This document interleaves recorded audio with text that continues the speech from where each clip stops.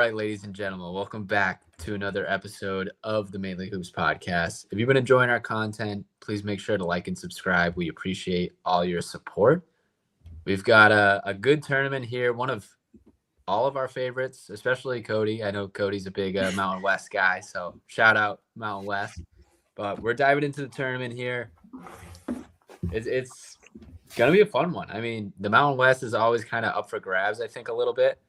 But my first question, and Cody, I'll go right to you, is who needs a Mountain West run the most? I mean, I guess you could say probably a lot of these teams have to win to get into the tournament, of course, but who do you think needs the run the most, and who's most likely of a run? I'll even ask. Yeah, I mean, the one team that's safe is Utah State, and there's a real chance that the Mountain West is a one bid league if Utah State wins the Mountain West. This would be the first time since 2017 that the Mountain West was a one bid league in its final year. That would be a pretty sad outcome for me, at least. I don't know, we probably won't see this as a multi bid league really ever again. Maybe a couple times in there. It's still a quality league, but it won't be the same, obviously. But I guess for teams that actually have a real shot of making a run and like being able to win a few games to get themselves into the tournament. I mean, it would be San Diego State and New Mexico would be the first two because they're firmly on the bubble right now. And there's a chance that they match up with each other in the semifinal, and that could very well turn into a win and you're in kind of game. It would depend on what happens with some of the other teams on the bubble. Like maybe that's not even enough. Like I think the only way anybody else besides Utah State feels good is if they win this. And this is a wide open tournament, like you said. I mean, I could envision any of the top 7 teams winning this. Like any of the top 7 seeds, they won this tournament. I wouldn't be shocked in the slightest. And UNLV is like playing extremely well lately as the 8 seed, and they swept the number 1 seed in Utah State in the regular season. And dominated them at home, and this is where they're playing this tournament is in their home arena. So I guess they kind of have a shot as well. So I mean, this is going to be one of the crazier Mountain West tournaments that I've watched. I mean, it's typically very, very good, but I think in its last season with this version of it, I think it's going to make for a really exciting one. Yeah, for sure. It's almost sad that it's the last Mountain West that we know, but super exciting nonetheless. Marcus, who do you think needs to go on a deep tournament run here? I mean, Cody made a lot of good points of the top 8 there, but what are your thoughts? Yeah, I mean, I think pretty much anybody, but I think the 2 biggest ones would be the 2 teams that are sort of on the bubble, and that would be New Mexico and San Diego State, I guess, to avoid it or to prevent it from being a one bid league. I think those are the 2 teams that have at least the most at stake. But like Cody said, there are a lot of teams that can compete in this league as well as like Gibbs Lawhorn has played recently. Like maybe he can get them to a championship game, and who knows what could happen. But this is an interesting league because just these teams ride such waves, it feels like, where sometimes they play well for a couple of weeks and then they'll lose 3 straight as one of the top teams in the league. And then you're kind of scratching your head, like what is going on with New Mexico, or what is going on with Boise State? They just played so well for 2 weeks.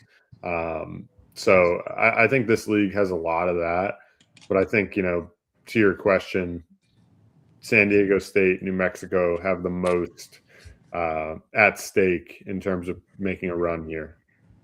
Yeah, absolutely. I'm gonna have my eye on those 2 teams as well, just to see how it plays out. I think the most pressure is on them. It's gonna be interesting to see like teams like Nevada. I mean, Nevada had beaten Utah State earlier in the conference play. So it's going to be interesting, teams like that who might not have as much pressure, and see how they perform. But compared to our preseason predictions. Who are the overperformers and who are the underperformers in this conference? Cody, I'll go to you. I'll start with the overperformers. I guess I'll say Utah State was an overperformer. I didn't think they would be, I mean, they were like the runaway best team in this league for a while, up until like the last couple of weeks where they went on a little bit of a slide. They lost 3 or 4, like lost to Nevada, San Diego State, and then lost the second game of the series against UNLV by 27. So I think they've kind of, come back down to earth. But there was a point in the season where, they were 23rd in KenPom's ratings. That was 3 weeks ago. So, I mean, I would consider them to be an overachiever strictly on that number. A couple other ones, like I was high on New Mexico coming into the season, but I didn't really envision them, being in the mix for a Mountain West championship in the preseason. I thought there was a lot of uncertainty with the roster, I guess, and it was more from a shooting perspective. But Jake Hall has really stepped up as a freshman. He shot at 43.7% from 3 this year. Uriah Tenet was very good as well, and Thomas LaBouillon on the interior has been an awesome two-way rebounder. He's top 12 in the nation in both offensive and defensive rebound rate. Extremely impressive stuff. I mean, this is going to be his only year playing college basketball. He was only given 1 year of eligibility as I think he was a 22-year-old freshman. So we probably won't see him next year. But yeah, Eric Olin did a phenomenal job in year 1. They kind of slid late in the season. I think there was only so much they could do. And I think don't really know how to explain it for that. I think they were a little bit lucky 3-point shooting variance wise, but outside of that, I think Olin did a great job coaching wise. And then I guess one other one would be Fresno. I mean, they gained some traction in year 2. Vance Wahlberg really struggled in year 1. I think they only won, how many games did they win that first year? I think it was like 2 games in league play or something like that. Yeah, they went 2-18 in league play, had a much better year this year, finished 7-13 in the league, and definitely gained some traction, especially above one of the underachievers in Air Force. I mean, we kind of expected them to be at the bottom, but I mean, this is rock bottom really for any team. And if you're a Mountain West team sitting at 344th in KenPom, it's a serious problem. Got the coach fired for disciplinary issues, and yeah, it just has not been pretty for Air Force. So they're definitely an underachiever. And then I would say Boise State was an underachiever, I guess, for my expectations. I'm always a little bit higher on Boise State than everybody else, just because, I kind of just love the versatility of their rosters. They're extremely switchable, but their guard play always kind of, just isn't really good enough. And I know Marcus has talked about Dylan Andrews a little bit, and he hasn't been great. I mean, I kind of expected him to be a little bit better playing down from the Big Ten to the Mountain West, but hasn't really come to the forefront. And, they kind of just struggled throughout league play. So I guess those would be the 2 underachievers for me. Yeah, I mean, Air Force, you got to win at least one of these games. Come on, They can't even they're not even staying within single digits in any of these games. Yeah, they lost to Nevada by 15, and that was a good effort. They actually moved up a spot in KenPom after losing by 15 on the road. I thought it was at home, but yeah, it's been pretty ugly for Air Force. Yeah, tough season, one to forget about for sure if any Air Force fans are watching this. But Marcus, I'm going to ask you now.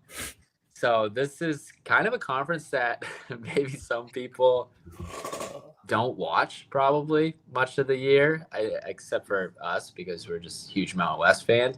So who are the players to watch? Who is going to be a fun game to tune into because someone might give you 25 or 30? Who's on your mind? Who are you excited to watch play? Yeah, I think there are several. I mean, Dre Gibbs-Lawhorn at the top. Like we said, he's played well all year, but really well recently as UNLV has played better. He's averaged 21 a game on the season. Corey Camper has been one at Nevada that I swear never misses a shot when I watch him play.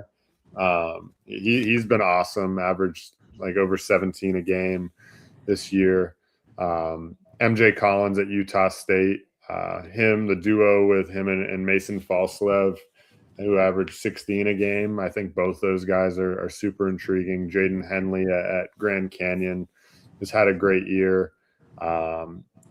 Jake Hall at New Mexico He had a huge game the other night against Utah State to keep them in it there. Lost 94-90, but he had 32 in that performance. Kind of a fun watch, not always in the numbers category, but Carson Templin's always kind of intriguing. Yeah. like he just is, he just plays hard 100% of the time. And, he averaged, what was it, like 7 points and like 7 rebounds, something in that area. But he just plays hard all the time. He's just a super energy guy. So if you're looking for that, you can certainly get that in the Mountain West tournament. Those are really the players at the top of my list to watch. I don't know if Cody has any to add. I know he's a big Mountain West guy, and I didn't give Boise State any love because they just infuriate me. They're one of the most, just Jekyll and Hyde teams in this league, in my opinion. Yeah, Cody, I'll ask you to throw out a couple more as an avid Mountain West fan. Yeah, I could throw out a couple more. I like Jaden Buchanan at Boise State at the least. I was very high on him coming like 2 years ago when he was coming from the division. No, he was coming from the JUCO ranks, I believe, and he's hit so far. You mentioned Dre Gibbs-Lawhorn. I really like the Wyoming backcourt. Leland Walker, Nasir Meyer, Caden Bennett. They're an extremely exciting team to watch, and that matchup with Wyoming and UNLV should be a very exciting up and down game that I think I would lean towards Wyoming winning it, but should be a great game nonetheless. If you like shot making, you can watch a Colorado State game. You can watch them light up Air Force for 40 minutes. I don't think we're getting Josh Pasquarelli. I mean, he's kind of the leader shooting wise. He's missed the last 6 games, I believe. So we won't see him, but Brandon Reichsteiner can knock it down. The front court is they can space the floor and they fit in to this Ali Farouk-Manesh scheme very well. Bashan Bemba, I think he made, how many threes did he make against New Mexico in that game that they took them down on the road? I think he made 4 or something like that. It was pretty incredible. He's another exciting guy. But besides that, I think you pretty much hit all of them, Marcus. I guess one guy to watch out for long term is Adlan Elamine from Utah State. There's whisperings of Jared Calhoun leaving, potentially getting the Cincinnati job if Wes Miller doesn't end up staying there. And I think Elamine would be a guy that does follow him there, but he'll be a highly coveted guy in the portal if not. Cody, what about your guy Kerry Booth? Well, he's actually played much better this year, so I can't slander him. He's shooting at 41% from 3. I mean, not crazy volume, but he's actually, he's been pretty good when he's been able to play down from the Big Ten. Just didn't fit in at Illinois, I guess. Shout out Kerry Booth. So for this conference, it's really wide open. So Marcus, I want to ask you, who do you have in the championship and who do you have as your champion? This is more, I guess, who I want to see in the championship and who I want to see get a bid. I mean, it's not like it's crazy out there at all. I mean, it's the top. I have the top 2 teams in the conference in the championship, but I have San Diego State winning it. I would like to see them get in the tournament. I've seen them play really well at times. They're also a team that we've seen have some stretches where they don't play well. 10 losses for them, not winning the Mountain West. They're preseason picked first, I believe, but the game a couple weeks ago when they rocked Utah State at home, that was really impressive. Ended the half, I believe it was, with a bank 3. Just everything was really going their way that night. I think they're a fun team. I'd like to see them win it so we can get a 2-bid Mountain West. Because like Cody said, after this year, it's going to be a 1 bid because we're going to be bringing in the likes of UC Davis and the gang to reincarnate UTEP. To reincarnate the Mountain West. So it's going to look a lot different. I think it's only right if Brian Dutcher gets the the Mountain West title in the last year of San Diego State being there. Yeah, it'd be awesome to see. I completely agree. Cody, where are you going on this? Who do you like in the championship? Yeah, and I am a secret San Diego State fan. I mean, maybe not so secret anymore, but I thought Marcus was going to pick Grand Canyon to get to the title game. That's why I was smiling there at first, because I picked Grand Canyon to get to the title game here. I think there's a lot of, I mean, like I mentioned at the top, there are 8 teams that I think can truly win this, and there are landmines for Utah State. So I did pick against them getting to the final, because they could very well lose to UNLV in the second round, and I kind of like how Grand Canyon matches up with Utah State. Like, Grand Canyon does, you know, they're a pretty good transition defense. They can force Utah State into pick and roll, which they don't really operate that well in. And, you know, I think Grand Canyon can win the shot volume battle against Utah State in the semifinal matchup. So that's a matchup I'm, you know, kind of circling as we move down the line in the tournament. But Grand Canyon can also lose to Nevada, because Nevada can kind of force Grand Canyon to shoot over the top of them, and that's bad news for a Grand Canyon team that likes to get downhill and score at the rim. So I did pick San Diego State to win this as well. I just don't really like where New Mexico's trending as of late. I could see Boise State beating them in the quarterfinal, but I did pick New Mexico to move on there to play San Diego State in the semis. But I think San Diego State's athleticism is going to be a little bit too much for New Mexico in their third matchup. So I had, San Diego State, Grand Canyon in the final. I mean, if those teams were to actually match up in the final, I think it would be an awesome game. Like, Grand Canyon wins on the glass, but I think San Diego State's defense, and I think their perimeter shot making is just a little bit better to where they can make some tough shots late. So that's why I took them. And I just think they're probably the safest bet to actually make the final. So that's kind of why I took them to win it here. Yeah, I'm going to make it a little interesting, because I do have the same final as you, Cody, but I have Grand Canyon beating San Diego State, actually. I don't know. I just have a feeling. It's March. Put them in the tournament. Why not? Anything else to add? They're a really good underdog. Like, they can play up against anyone, because they have real power conference size, power conference athleticism, and like, their front court of Efrae Demerol and Owusu Anane, like, they can compete with I mean, if they made it to the tournament, like, I think there's a real chance that they could win a game with their defensive physicality. So I like it. I think they'd be a fun tournament team as well. Marcus, anything else to add? No, I mean, this should be a fun tournament. I think there are a lot of teams, like we said at the beginning, that can compete. So looking forward to, some late nights watching Mountain West hoops. Absolutely. Definitely an exciting tournament always. Going to expect the same this year. We're going to wrap things up here. As always, thank you for listening to the Mainly Hoops podcast.